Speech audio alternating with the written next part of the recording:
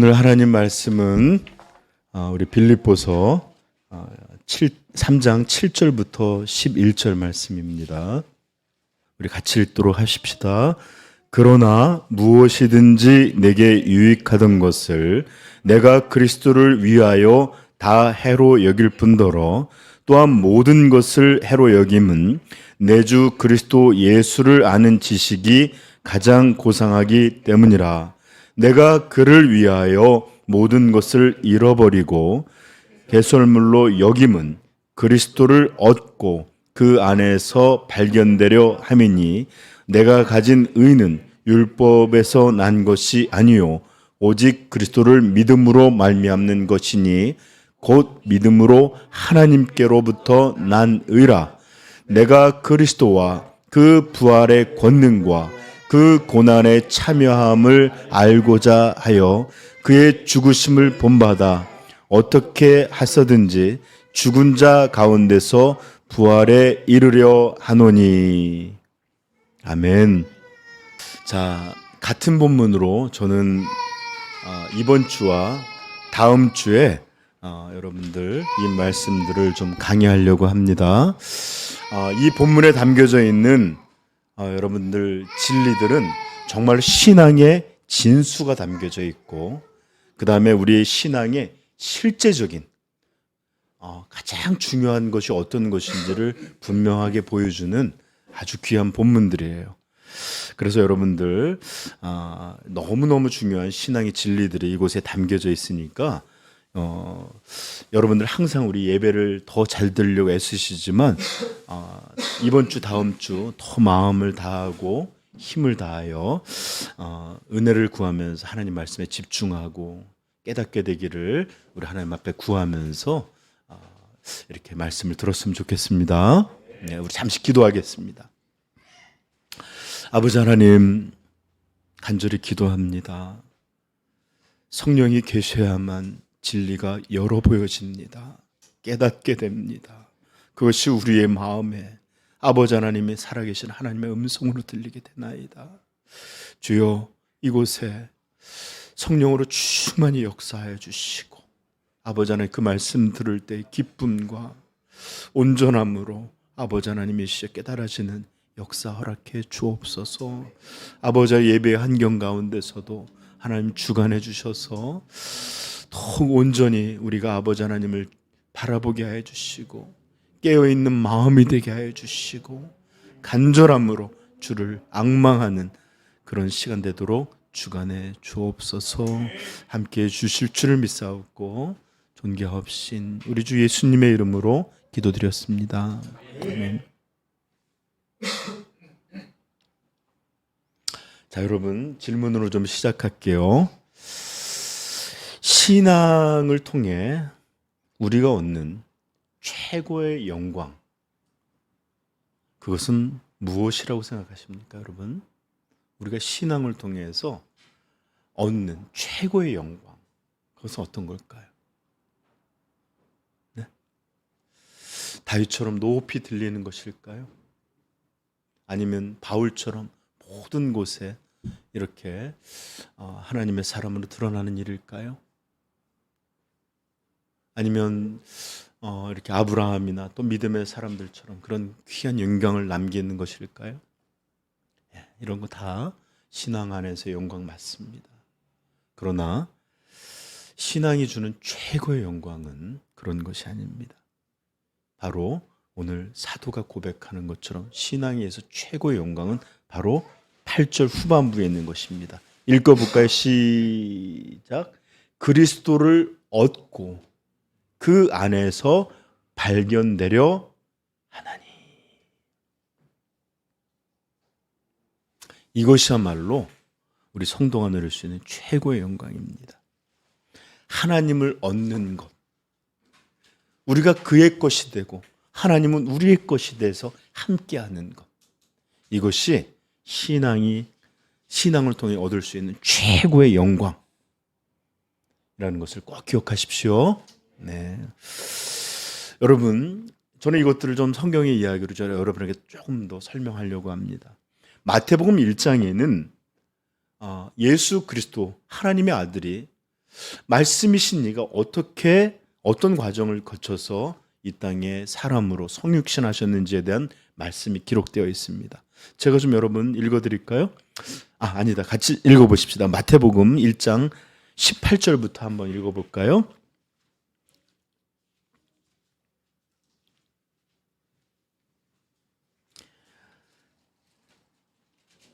저는 지금 여러분한테 그리스도를 얻는 것, 이것이 최고의 영광이다라는 것을 여러분 증명하려고 하는 거예요. 자, 우리 1장 18절부터 23절 한번 읽어보겠습니다. 예수 그리스도의 나심은 이러하니라. 그의 어머니 마리아가 요셉과 약혼하고 동거하기 전에 성령으로 잉태된 것이 나타났더니 그의 남편 요셉은 의로운 사람이라 그를 드러내지 아니하고 가만히 끊고자 하여 이 일을 생각할 때에 주의 사자가 현명하여 이르되 다윗의 자손 요셉아 내 아내 마리아 데려오기를 무서워하지 말라. 그에게 잉태된 자는 성령으로 된 것이라. 아들을 낳으리니 이름을 예수라 하라. 이는 그가 자기 백성을 그들의 죄에서 구원할 자이심이라 하니라. 그리고 22절 계속된 말씀을 보십시다. 이 모든 일이 된 것은 주께로 선교자로 하신 말씀을 이루려 하심이니 이르시되 보라 처녀가 잉타하여 아들을 낳을 것이요 그의 이름은 임마누엘이라 하리라 하셨으니 이를 번역한즉 하나님이 우리와 함께 계시다 함이라. 아멘.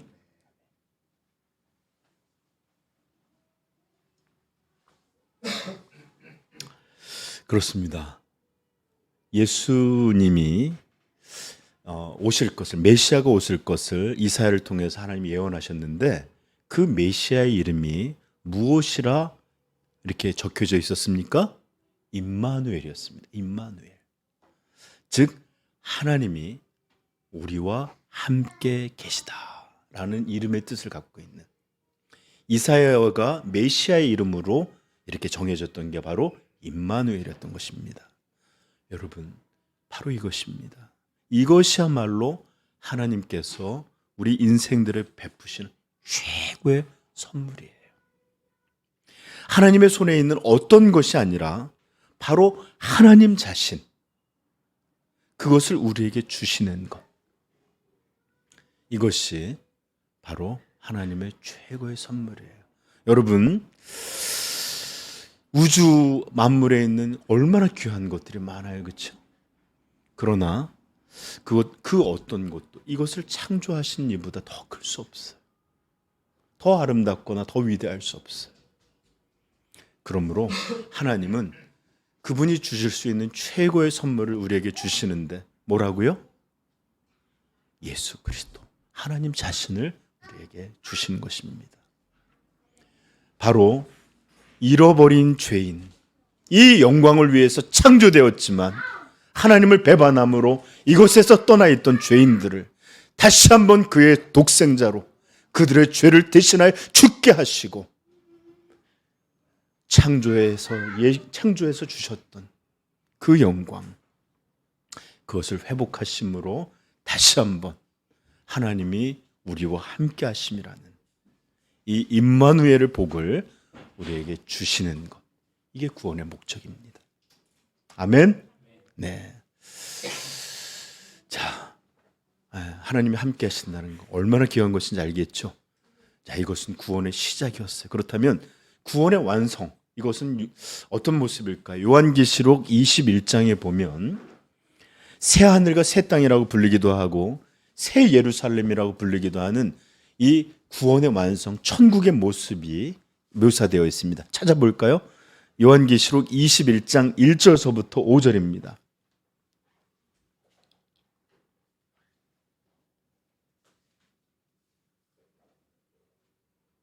읽겠습니다. 또 내가 새 하늘과 새 땅을 보니 처음 하늘과 처음 땅이 없어졌고 바다도 다시 있지 않더라. 또 내가 봄에 거룩한 성 새 예루살렘이 하나님께로부터 하늘에서 내려오니 그 준비한 것이 신부가 남편을 위하여 단장한 것 같더라. 내가 들으니 보좌에서 큰 음성이 나서 이르되 보라, 하나님의 장막이 사람들과 함께 있음에 하나님이 그들과 함께 계시리니 그들은 하나님의 백성이 되고 하나님은 친히 그들과 함께 계셔서 모든 눈물을 그 눈에서 닦아주시니 다시는 사망이 없고 애통하신 것이나 곡하는 것이나 아픈 것이 다시 있지 아니하리니 처음 것들이 다 지나갔음이로라. 보좌에 앉으신 이가 이르시되 보라, 내가 만물을 새롭게 하노라 하시고 또 이르시되 이 말은 신실하고 참되니 기록하라 하시고. 아멘. 예, 여기에는 이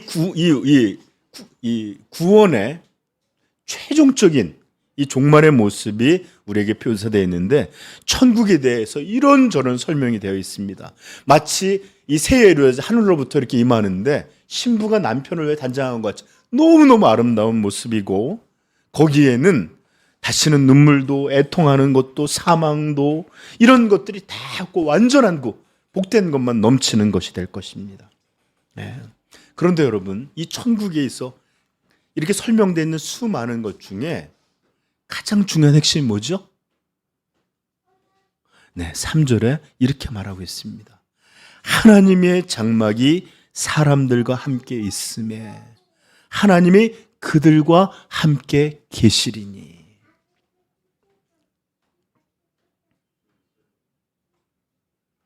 이게 바로 천국의 핵심이에요. 하나님이 우리와 영원히 함께 계시는 것. 네. 그리고 말합니다. 그들은 하나님의 백성이 되고 하나님이 친히 그들과 함께 계셔서. 여러분, 우리는 계속 눈물이 없다, 사망이 없다, 애통하는 것이 없다 이런 거에 초점 맞추지만 거기 앞에 분명히 뭐라고 말하냐? 하나님이 친히 그들과 함께 계심으로 계셔서 모든 눈물을 닦아주시고 다시는 사망이 없고 애통하며 이런 모든 복락이 어디서 온다? 하나님이 우리와 함께 하심. 그렇습니다. 예, 천국은 다른 어떤 것이 아니에요. 하나님이 영원토록 어떤 우리의 죄와 이런 것들이 다 없어지고 완전하게 우리가 하나님과 함께 하는 것. 이게 바로 천국입니다. 바로 이것이야말로 우리 구원의 궁극적인 영광이요, 우리가 얻게 될 최종의 선물입니다. 아멘. 그러므로 여러분들, 신앙에 있어서 가장 중요한 일이 뭘까요? 그러므로 신앙의 가장 핵심적인 일은 뭘까요? 이제 여러분이 한번 대답해 보십시오. 그것은 뭘까요? 하나님과 함께하는 것, 그분을 얻는 것, 우리가 그분의 것으로 그의 안에서 발견되는 것, 이것이 바로 신앙의 가장 중심이요 핵심입니다. 이것은 그리고 천국에서 영원히 누릴 것이지만 이 땅에서 먼저 구원받은 천국 백성, 이 땅에서부터 그 영광을 얻게 하시는 것이 하나님의 작정이세요. 아멘. 여러분, 이런 것을 누리고 살고 계십니까? 네. 진짜 복을 알지도 못하고 누리지 못한다면 우리는 얼마나 불쌍한 자들이에요. 그렇죠? 네. 그러나 여러분, 대부분의 기독교인들이, 현대 그리스도인들이 이 신앙의 비밀에 대해서 아직도 무지하거나 잘 모르거나 희미하게 아는 것 같습니다. 제가 솔직히 더 강하게 얘기하면 전혀 모르는 것 같다고 얘기하고 싶지만 마음이 상할 것 같아서 네, 희미하게 아는 것 같습니다. 여러분, 그리스도인이다, 자신을 신앙인이다 이렇게 말하면서도 하나님을 얻기 위하여 애쓰지 아니하고 오히려 자기 의를 나타내고 자기 자랑, 자기 삶의 행복, 만족 이런 것들을 추구하며 살아갑니다. 여러분, 우리 기독교인의 진짜 복은 그런 게 아니에요. 하나님을 얻는 것, 이것이야말로 진짜 우리 복이에요. 그래서 신앙이 뭐냐 할 때 거의 전체가 뭐냐, 하나님을 얻는 것. 이것이야말로 신앙이 전부다라고 할 만큼 중요한 것이 아니라 절대적으로 중요한 것입니다. 절대적으로. 우리 부디 우리 삼위영광교회 성도님들은 이렇게 현대의 희미한 이런 모양과 다르게 신앙이 뭡니까? 신앙의 핵심이 뭡니까? 어떤 것이 우리의 가장 최고의 영광입니까? 물으면 목사님, 그것은 그리스도를 얻는 것이고 하나님과 함께하는 것이고 우리가 그분의 것으로 이렇게 드러나는 것, 이것이야말로 우리가 누릴 수 있는 최고의 영광이요 선물입니다. 이런 고백이 그냥 자동으로 튀어나올 수 있기를 축복합니다. 아멘. 네. 자, 여러분, 이런 진리를 깨닫은 구약의 성도의 모습을 한번 여러분 들어보시겠습니까? 시편 18편이래 다윗의 시라고 나오는 것이 있는데 제가 좀 읽어드릴게요. 인도자를 따라 부른 노래. 여호와께서 다윗을 그 모든 원수들의 손에서와 사울의 손에서 건져주신 날에 다윗이 이 노래의 말로 여호와께 아뢰어 이르되, 이렇게 앞에부터 설명이 붙는 거야. 그 다음에 제가 좀 낭독을 해드릴게요. 나의 힘이신 여호와여, 내가 주를 사랑하나이다. 여호와는 나의 반석이시요 나의 요새시요 나를 건지시는 이시요 나의 하나님이시요 나의 그 안에 피할 나의 바위시요 나의 방패시요 나의 구원의 뿌리시요 나의 산성이시로다. 아멘. 여러분, 바로 하나님을 향하여 이렇게 고백할 줄 아는 지식, 이것을 깨닫고 있는 것, 이것이야말로 신앙에 있어서 가장 중요한 그런 지식입니다. 여호와는 나의 힘이시다. 나의 능력이시다. 그분이 나를 경고케 하시는 반석이시다. 요새시다. 나를 건져내시는 구원자시다. 나를 지키시는 방패시다. 이런 진리를 하나님 안에서 하나님을 향하여 고백할 줄 아는 것, 이게 바로 신앙의 핵심이에요. 핵심. 아멘. 여러분, 지금 이 다윗이 그렇게 고백한 이 고백이 오늘 본문에서 똑같이 고백되고 있지 않습니까? 한번 우리 7절 8절을 한번 읽어볼까요? 시작. 그러나 무엇이든지 내게 유익하던 것을 내가 그리스도를 위하여 다 해로 여길 뿐더러 또한 모든 것을 해로 여김은 내 주 그리스도 예수를 아는 지식이 가장 고상하기 때문이라. 그리고 계속 이어집니다. 내가 가진 의는 율법에서 난 것이 아니요 오직 그리스도를 믿음으로 말미암는 것이니 곧 믿음으로 하나님께로부터 난 의라. 여러분, 우리는 이 바울의 고백에서 너무나 익숙한 말씀을 듣습니다. 여호와는 나를 건지시는 이시요 나의 구원의 뿌리시요 나의 산소, 나의 피할 바위시요, 이렇게 말씀하던 참된 이런 것들이 진짜로 드러난 모습이 어떤 것인지, 그 내용이 무엇인지 지금 우리는 그것을 통해서 보게 됩니다. 하나님의 아들 독생자 예수 그리스도, 우리의 의가 되시는 이로 말미암아 궁극적인 구원을 얻는 것, 그리하여서 하나님을 구원의 뿌리시다, 피할 바위시다, 나의 산성이시다, 이렇게 고백하는 것이에요. 그것의 진정한 의미를 이렇게 바울은 예수 그리스도로 말미암아 우리에게 보여주고 있는 거예요. 똑같은 노래입니다. 바로 이렇게 하나님에 대한, 그리고 이 복음에 대한 지식이 생기면 우리는 어떻게 되느냐? 다른 게 보이지가 않아요. 오직 한 가지만 보입니다. 여러분, 저 좀 보세요. 혹시 그 경마 경기 즐기지 않죠? 돈도 걸고. 저도 그런 걸 한 번도 해본 적이 없는데, 경마를 할 때 보면 잘 보시면 말에 이렇게 된 이렇게 눈 가리개를 씌워놔요. 왜 그럴까요? 예? 왜 그럴까요? 주변을 살펴보지 말고 눈 돌리지 말고, 눈 돌릴 수 없는 눈이 오직 앞만 보도록, 트랙만 보고 미친 듯하게 달려가도록. 왜냐하면 이렇게 막 달려오는 게 있고 막 또 옆에 치고 그러면 사람들 막 소리 지르고 얘가 놀라거나 할까봐 오직 앞만 보도록 이렇게 돼 있어요. 여러분, 이게 바로 예수 그리스도를 알게 되고, 그러므로 말미암아 영접하여 구원받게 된 백성들은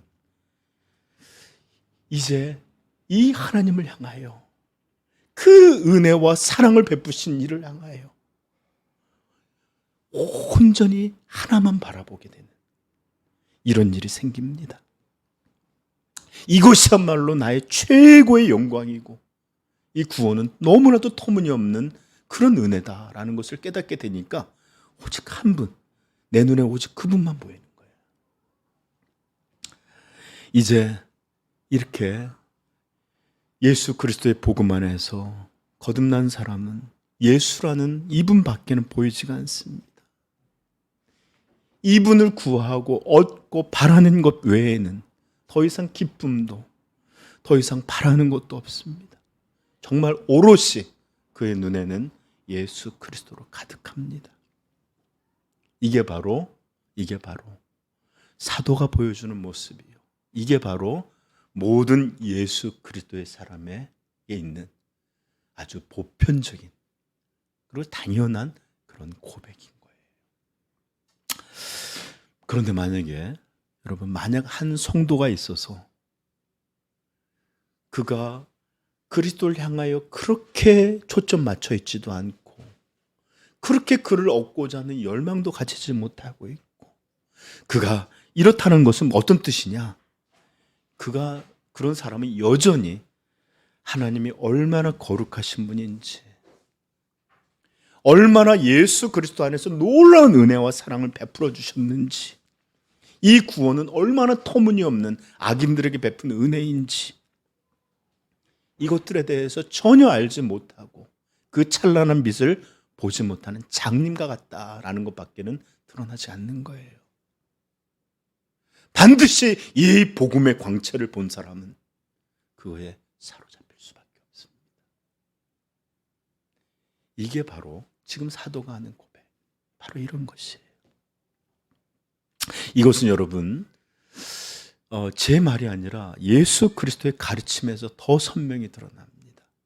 예수님은 이런 영광을, 이런 복음을 발견한 사람에 대해서 마태복음 13장에 기록해 주셨어요. 비유로 찾아볼까요? 13장 44절.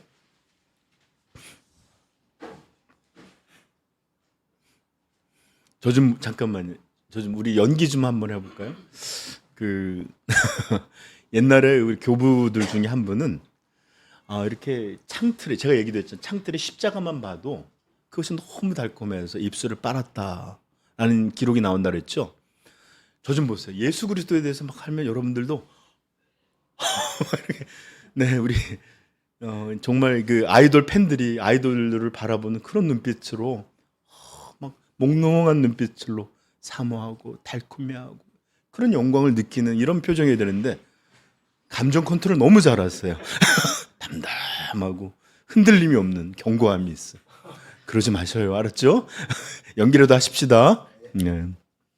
자, 44절부터 먼저 읽겠습니다. 시작.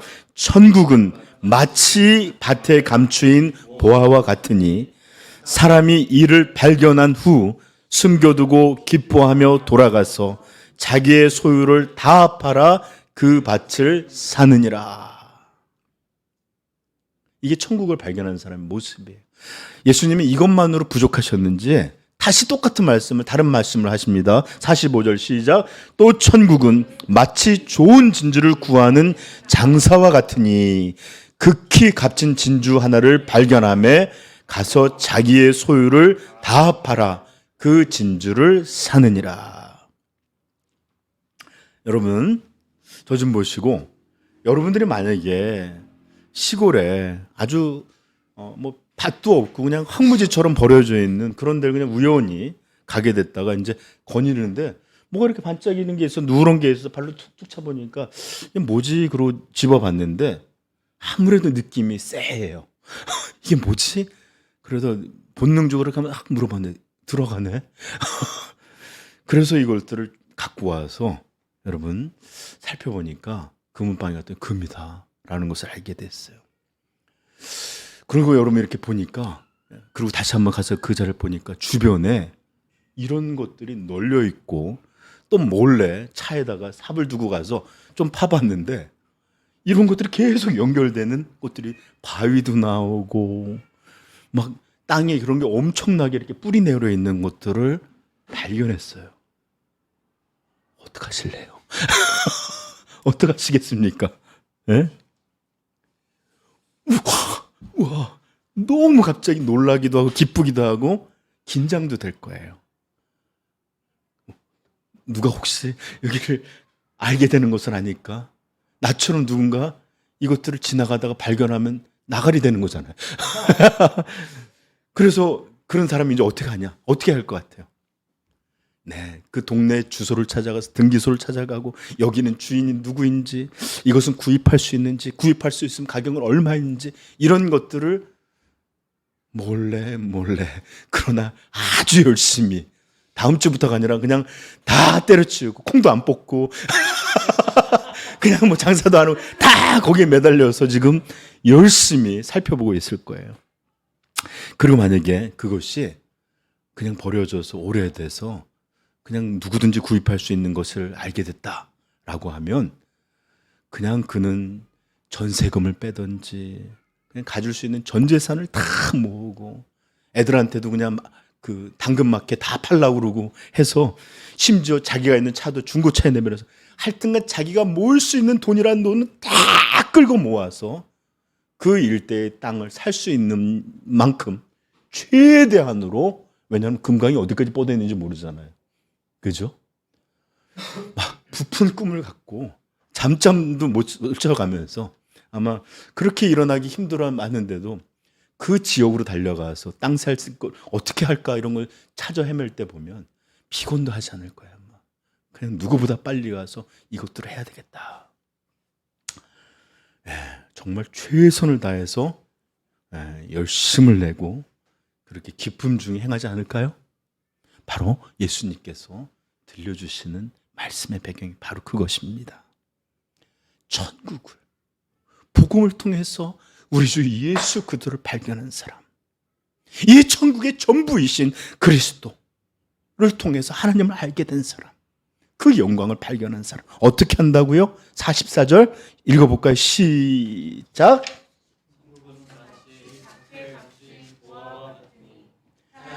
이를 발견한 후 숨겨두고 기뻐하며 돌아가서 자기의 소유를 다 팔아 그 밭을 사느니라. 여기서 하나 부사가 하나 빠져졌는데, 뭐라 그러면 두고 기뻐하며, 여기 뭐가 빠져 있을까? 즉시가 빠져 있을 거예요. 즉시 돌아가서 즉시 자기의 모든 소유를 다 팔아 그 밭을 사느니라. 급하죠, 그죠? 그래요. 이것이 바로 천국의 비밀은 예수 그리스도를 발견한 사람의 강렬한 감정이요, 간절한 열망이요, 이렇게 나타내는 열심들입니다. 그래서 이것들을 세상적으로 표현한다면 탐욕이라고 부를 수도 있고, 탐심이라고 부를 수도 있고, 욕심이라 할 수도 있어요. 그러나 거기다가 그리스도를 향해서라고 하면 하나만 더 붙이면 돼. 거룩한 탐심, 거룩한 탐욕, 거룩한 욕심. 바로 복음에 대하여, 복음의 주인이신 예수 그리스도를 얻고자 하는 욕망, 욕심, 거룩한 탐심들, 이것이 바로 복음을 발견한, 천국을 발견한 이가 갖고 있는 모습이다라고 우리 예수님이 들려주십니다. 네, 이것이 바로 우리 성도의 마음이고, 이것이 바로 본문에 녹아있는 한 성도 바울의 마음입니다. 그는 지금 보화를 발견했어요. 그래서 그는 이렇게 고백한 겁니다. 그러나 무엇이든지 내게 유익하던 것을 내가 그리스도를 위하여 다 해로 여길 뿐더러 또한 모든 것을 해로 여김은 내 주 그리스도 예수를 아는 지식이 가장 고상하기 때문이라.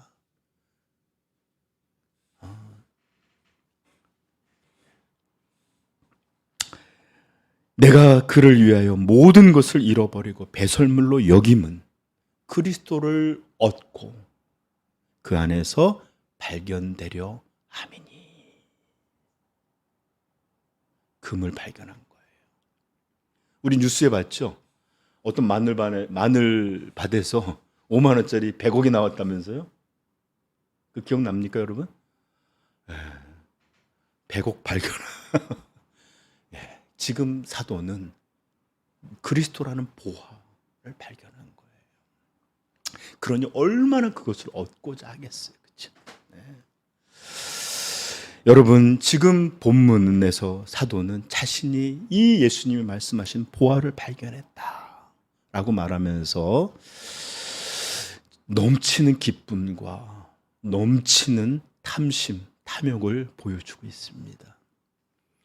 바로 이것이 성도예요. 이것이 천국 백성이며 이것이 예수 그리스도를 영접한 거듭난 사람들의 참 모습입니다. 사랑하는 성도 여러분, 이런 모습이 우리에게 있죠? 있게 될 줄로 믿습니다. 여러분, 세상은 계속해서 자신이 만든 보화를 찾아요. 현금을, 좋은 집을, 좋은 차를, 수많은 이름을, 이런 것들로 자기 성을 이루고 자기의 나라, 자기의 천국을 이루려고 하는 게 세상 사람들의 삶의 방식이에요. 그러나 우리 그리스도는 뭔지 압니까? 오직 하나님이야말로 내 모든 것 되신다. 나의 보화시다, 나의 안전이시다, 나의 구원이시다, 나의 사랑이시다. 이런 것들을 발견하고 하나님을 이렇게 깨달을 줄 아는 것, 이게 성도예요. 이게 성도. 여호와는 나의 반석이시오, 산성이시오, 방패시오, 구원의 뿌리시오. 이것들을 깨닫는 참 성도이기를 축복합니다. 그런데 여러분, 바로 이런 신앙의 핵심, 신앙의 영광, 이것이야말로 저에게 고민과 고통을 주는 것입니다. 이게 참 저를 고민스럽게, 고통스럽게 해요. 저는 벌써 제가 시간을 좀 곰곰이 따져보니까 한 30년가량 사역을 해오고 있어요. 근데 제가 끊임없이 이해되지 않고 끊임없이 마음이 힘들고 번민되게 하는 일들이 뭔지 압니까? 다른 거 아니에요. 자신을 성도다, 자신을 구원받은 백성이다, 자신을 하나님을 아는 자들이다 라고 고백하는 사람들 가운데서, 심지어 직분도 그냥 평신도가 아니라 그냥 일반 성도가 아니라 집사, 나는 권사요, 나는 장로요, 이런 직분을 가지고 있는 분들 가운데서도 그렇고,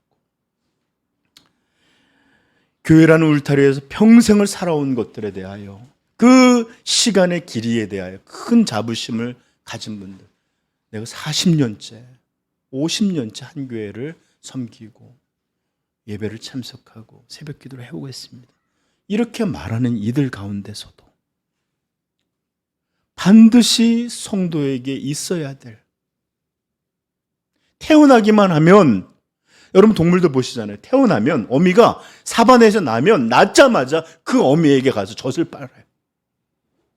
그런 본능이 있어요. 그런 것처럼 성도에게는 반드시 이렇게 거듭나고 그리스도 안에서 태어나게 되면 반드시 자기를 구원하신 이에 대한 열망, 그분에게 나오고자 하는 갈망, 그분을 얻고자 하는 욕심, 이런 것들이 반드시 있어야 될 것인데,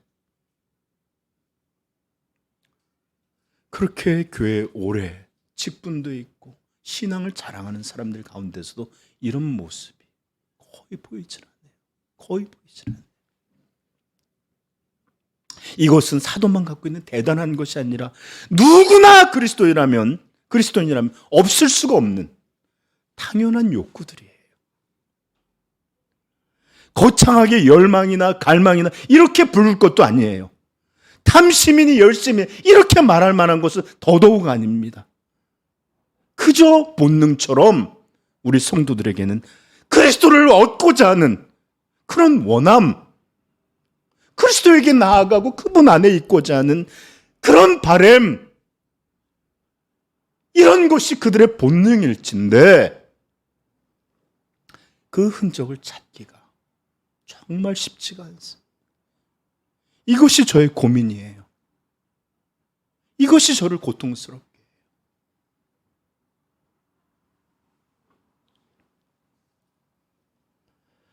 물론 현대의 교회에 있는 많은 이들도 그들에게도 분명한 원함과 바람은 있어요. 그들은 이런 것을 바랍니다.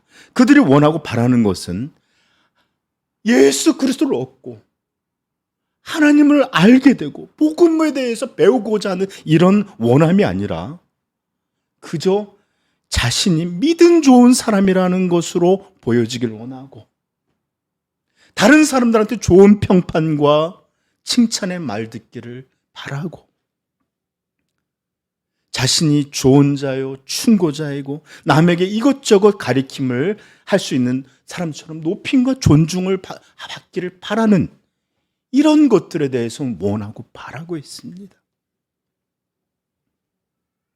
그러나 가장 어린 성도, 가장 연약한 성도에게도 그 성도가 참된 신앙을 갖게 될 때 있게 될 복음에 대한, 자신을 구원하신 구원자에 대한, 이 십자가에서 자기의 형벌을 대신하도록 독생자를 주신 하나님 아버지에 대한 그런 참된 원함, 참된 갈망, 이런 것은 거의 보이지 않습니다. 많은 이들이 그 버텨내는 것이 신앙인 줄 압니다. 여러분, 제가 이렇게 말한다고 해서 이분들이 예배에 성실하게 출석하지 않거나 뭐 헌금을 드리지 않거나 또는 뭐 자주 빠지거나 이렇게 불성실하다는 이런 의미 아니에요. 예배를 출석하냐 안 하냐, 어떤 경건의 행위를 하냐 안 하냐, 준수하냐 아니하냐, 이런 것의 문제가 아니에요. 아니, 오히려 이런 이들은, 제가 봐왔던 이런 이들은 누구보다 경건의 모양은 잘 갖추고 있는 사람들이었어요. 평생을 주의를 끊임없이 잘 지켜왔고, 또 절기마다 헌금하라면 헌금도 잘해왔고, 또 뭘 하자 그러면 교회에 와서 다 이렇게 했던 그런 사람들이에요. 그러나 그들의 이런 신앙의 모습 속에는 예수 그리스도를 얻고자 하고 그분 안에서 발견되고자 하는 이런 참된 하나님 아는 것이 만드는 갈망들,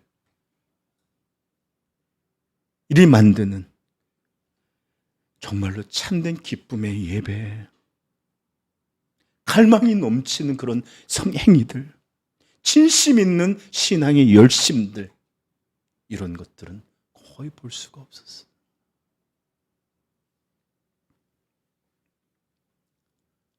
디모데후서 3장 5절은 이렇게 우리에게 들려줍니다. 경건의 모양은 있으나 경건의 능력은 부인하니 이 같은 자들에게서 내가 돌아서라. 경건의 모양들은 함께 하고 있으나 경건의 능력인 그리스도를 얻고자 하는 갈망들, 이 복음 안에서 기쁨을 누리고자 함들, 이것들이 만드는 수많은 온전한 충만함들, 이런 것들에 대해서 알지도 못하고 이런 것들에 대해서 부인하는 자들, 이런 자들에게서 내가 돌아서라. 근데 어떻게 목회자가 돌아섭니까?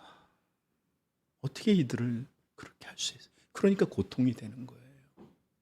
함께 저 여러분들이 정죄하려고 또는 많은 이들에게 함부로 판단하려고 이런 말하는 거 아니에요. 함께 온전함으로 이 하나님 주시는 최고의 영광, 이것으로 함께 나아가자. 이런 것으로 여러분들, 이런 소망이 있기 때문에 이런 말씀을 전하는 것입니다. 여러분,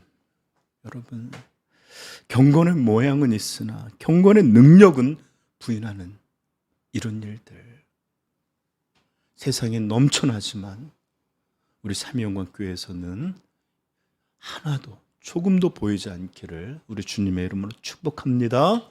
네. 오늘 사도는 8절에서 이렇게 말합니다. 모든 것을 해로 여김은 내 주 그리스도를 예수를 아는 지식이 가장 고상하기 때문이라. 내가 그를 위하여 모든 것을 잃어버리고 배설물로 여김은 나의 명예,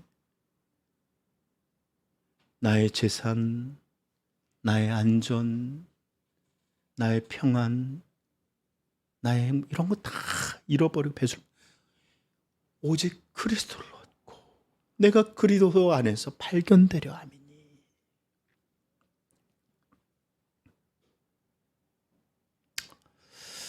여러분, 참된 경건의 참 능력은 예수 그리스도라는 이 복음을 아는 것에서 주어집니다. 이제 우리 주 예수 그리스도를 주신 하나님의 이 은혜의 사랑과 독생자라 할지라도 죄가 덧입혀졌을 때 십자가로 형벌할 수밖에 없는 하나님의 거룩하심, 그리고 이런 죄인들을 향해서 하나님이 아들을 주신 이 구원의 방식들, 이 은혜와 영광, 이런 것을 알게 됨으로 말미암아 경건은 참된 힘을 얻게 되는 것입니다. 그리고 이렇게 복음을 참되게 알게 되면 우리는 한 가지 길로밖에 나아갈 수 없는데, 그것은 예수 그리스도를 얻고자 합니다. 그를 알고자 하고 그를 누리고자 하는 갈망이 일어나게 됩니다. 그리고 이런 갈망이 있게 될 때 그는 어떻게 되느냐? 절대로 형식적인 것으로 만족할 수가 없습니다. 그냥 예배에 참석했다는 게 아니라 온전하게 부어지지 않고서는 결코 만족할 수 없어요. 그냥 노래했다는 것으로 만족하는 거 아니에요. 절대로 이런 갈망이 있는 사람은 형식으로 만족하지 않습니다. 그리스도를 진짜 얻기까지 그는 목말라 합니다. 이게 예배자들이에요. 제가 좀 비유가 좀 이상하지만, 제가 예전에 천둥이라고 우리 개가 있었는데, 제가 가끔가다 라면이나 한 번은 짜파게티를 끓여놓는 적이 있는데, 제가 좀 못돼서 이렇게 걔한테 줄 때도 있고 안 줄 때도 있는데 걔가 이렇게 뭘 먹으면 와서 딱 앉아 있어요. 그럼 원래 주면 안 되는 음식들이 있잖아요. 근데도 제가 주는데, 그리고 이제 이렇게 안 돼, 그러고서 이제 막 제가 열심히 2개를 끓여 먹고 있는데, 제가 봤는데 깜짝 놀랐어요. 걔가 움직이지 않고 달려들지도 않고 보니까 바닥에 젖어 있어요. 이만큼 물을 쏟았는데 침을 예배자의 모습이에요. 천둥이가 예배자예요. 우리 하나님을 향해서 그것을 얻고자 하는 이 갈망들을 헐떡였나이다 고백하는 거예요. 여러분, 여러분들의 눈을 보십시오. 음식을 앞에는, 그 피를 앞에는 사자의 눈빛과 같고, 이 배고픔에 갈망하는 이런 아주 타오르는 눈빛들, 이게 예배자의 모습이에요. 천둥이보다 나은 예배자에게를 축복합니다. 네, 형식으로 만족하지 못합니다. 절대로. 우리 천둥이가 보는 것만으로 만족했을까요? 전혀. 그 먹고 그러니까 그 하나 이렇게 주니까 팔아먹는. 아, 대단해. 네. 여러분, 그리고 또한 그는 자기의 평판이나 자기 이름이나 자기 영향력이 드러나는 것, 이런 거 조금도 중요하게 여기질 않아요. 오히려 이런 것들이 향한 마음들이, 이런 것들이 말로 내가 진정으로 원하는 것에 방해가 된다는 것을 알기도 하고, 이것이야말로 내게 죄를 만드는 추하고 더러운 것이다라는 것, 배설물과 같은 것으로 그는 여기게 됩니다. 그래서 그는 고백합니다. 예수를 알아가는 일, 그를 얻는 일에 장애가 되는 모든 것이 내게는 손해요, 해로운 것이고, 이런 것들로 만드는 모든 것이 내게는 불결하고 더러운 것이다. 이게 바로 오늘 사도가 우리에게 보여주는 성도의 고백이에요.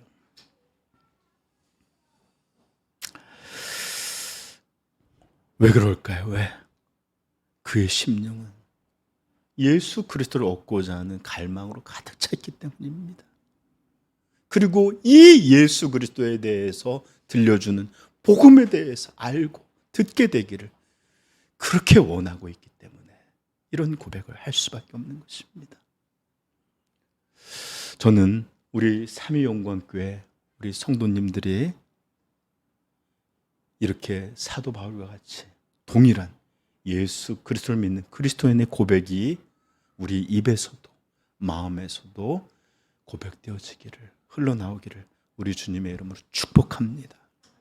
축복합니다. 제가 오늘 본문 한번 읽어드리고 오늘 말씀 마칠게요. 그러나 무엇이든지 내게 유익하던 것을 내가 그리스도를 위하여 다 해로 여길 뿐더러 또한 모든 것을 해로 여김은 내 주 그리스도를 아는 지식이 가장 고상하기 때문이라. 금이라는 고백에, 금이란 보아라는, 내가 그를 위하여 모든 것을 잃어버리고 배설물로 여김은 그리스도를 얻고 그 안에서 발견되려 함이니 내가 가진 의는 율법에서 난 것이 아니요 오직 그리스도를 믿음으로 말미암는 것이니 곧 믿음으로 하나님께로부터 난 의라. 다음 주에는 이렇게 예수 그리스도를 얻고자 하는 참된 성도가 이제 이런 마음을 갖고 있는 이가 이제 어떤 일들을 하게 되는지를 다음 주에는 우리 좀 더 찬찬히 살펴보도록 하겠습니다. 네, 이제 말씀을 마치기 전에 잠깐 맥추절에 대해서 얘기를 할게요. 원래 맥추절이란 이 이스라엘의 3대 절기 중에 하나예요. 6월절이 있고 난 다음에 7주가 지난, 그래서 77절이라 부르기도 하고요. 이런 날인데 사실은 첫 번째 밀을 수확하고 나면 하나님 앞에 감사를 드렸던 이런 날입니다. 그런데 여러분, 세월이 지나다 보니까 우리는 이제 이 절기의 이름과 형식과는 많이 우리의 삶이 달라져 있어요. 그렇죠? 우리는 아무도 밀을 하나님 앞에 드리고 감사하거나 이러지 않잖아요. 그렇죠? 그래서 우리는 이 현대교회는 오히려 이때를 상반기를 우리 하나님의 은혜로 잘 지내왔고 이제 남은 한 해의 반을 이제 하나님 앞에 온전한 믿음과 또 소망으로 살기를 바라면서 이 절기를 우리는 지키고 있습니다. 그래서 저는 여러분들에게 상반기를 지나면서 가장 여러분들의 마음을 사로잡게 되는 큰 감사 제목을 여러분들 적어오라고 그랬는데 저는 항상 감사 제목을 적다 보면 제일 첫 번째, 의도하지 않았지만 먼저 떠오르는 게 항상 그것입니다. 예수 그리스도를 우리에게 주셔서 우리를 구원하신 하나님, 그리고 또 이 구원을 통해서 하나님 자신을 우리에게 주시는 하나님, 감사합니다. 이게 항상 제가 첫 번째 하나님 앞에 드리는 하나님의 은혜에 대한 감사예요. 그것은 아마 추수감사절에도 마찬가지일 것이고 송구영신 예배 마무리할 때도 마찬가지일 것입니다. 우리 성도님들도 이런 것이야말로 진정한 감사라는 것을 깨닫게 되기를 축복하고, 또 특별히 2023년 맥추절을 맞아 더 하나하나 하나님의 은혜에 대한 감사가 여러분들 안에서 진짜로 살아있기를 축복합니다. 네, 감사한 자의 얼굴은 행복해, 기뻐요. 고난 가운데서도 즐거워할 줄 알아요. 그리고 우리에게 베푸신 구원, 우리에게 주신 하나님 자신, 이것은 영원토록 어떤 상황에서도 절대로 빼앗기지 아니하는 기쁨이요 감사입니다. 그러므로 마음껏 감사하고 기뻐할 수 있기를 축복합니다. 예수님, 자, 기도하겠습니다.